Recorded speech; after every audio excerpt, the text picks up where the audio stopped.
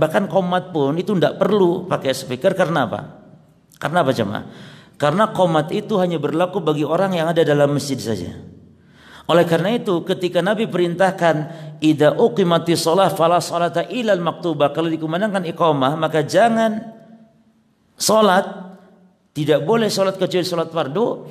Ini kalau kita dengar qomat di masjid yang akan kita salat padanya. Kalau kita dengar iqamah di masjid lain enggak berlaku jemaah.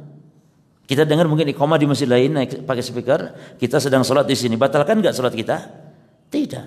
Atau ibu-ibu yang di rumah sedang salat qobliyah tiba-tiba mendengar di masjid tetangga rumahnya atau di masjid di samping rumahnya iqamah, maka ibu yang sedang salat sunnah di rumah itu tidak perlu untuk membatalkan.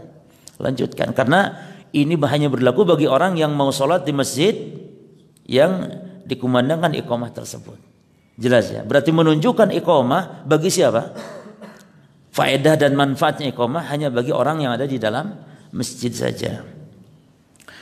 Adapun adzan memang harus keras, dikeraskan.